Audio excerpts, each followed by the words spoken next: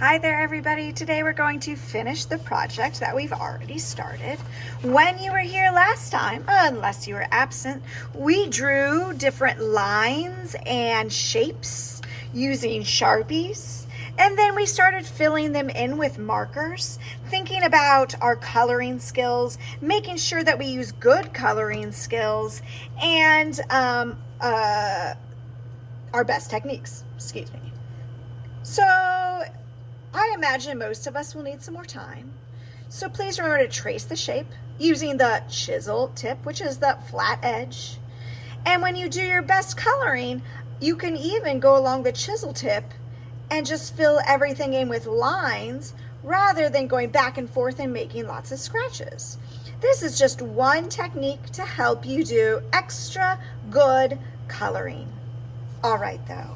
So I have completed all of that. Take the time that you need. But what I really want to show you is that we are going to make something stand out, literally, on our paper. Now, Pikachu is pretty much the same colors that I used for the background here. So Pikachu does not stand out as well as Pikachu could stand out. So I'm going to change and do something different over here and just to show you the difference. You're going to get a piece of thicker paper, and you can draw on it whatever you want. It could be an abstract shape. It could be a shape that you know. It could be a Pikachu shape. I don't know. It's up to you. But you want to use most of the paper. I made a heart. But again, I could turn it and I could make it something more abstract. Keep in mind, you are going to have to cut this out. So I'm going to go ahead and just actually do this one. I like my abstract shape. So I can color it in, again, using kind of a similar technique to this. You can color it in all one color, but I'm going to color mine in rainbow using my best coloring techniques. Tracing the edges once again, using the chisel tip, making nice lines. All right, so I'm gonna go kind of fast and I probably won't finish coloring mine. I make sure I only use one marker at a time and I snap it back in. Look how nice and thick that chisel tip is versus trying to cover everything with just the very tip of the marker. Work smart, not hard.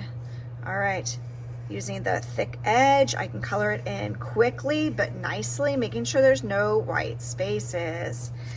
All right, so let me do one more color. Gosh, guys, I don't want to stop. I'm having so much fun.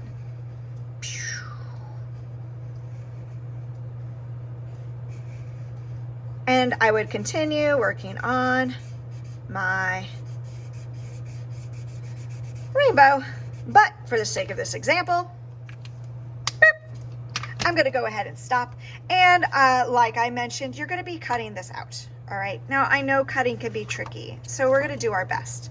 I'm just gonna make my shape smaller on this one so that I can, for the sake of the example, I can show you.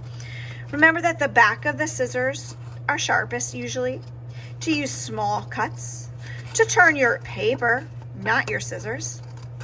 And sometimes it's easiest to cut the whole paper, a chunk off.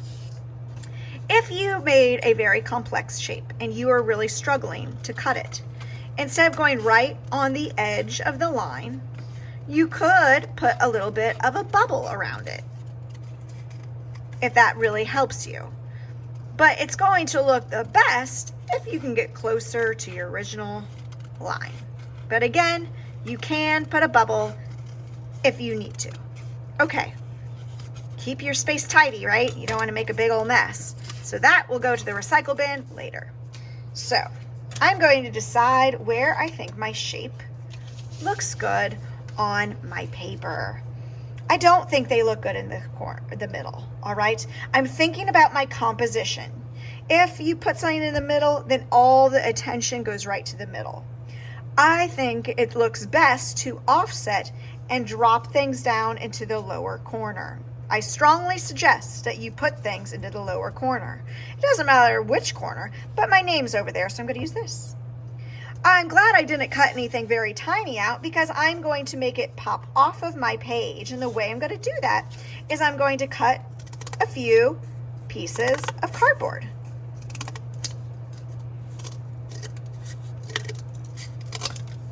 you see that I made a few slits and then I just cut a bunch?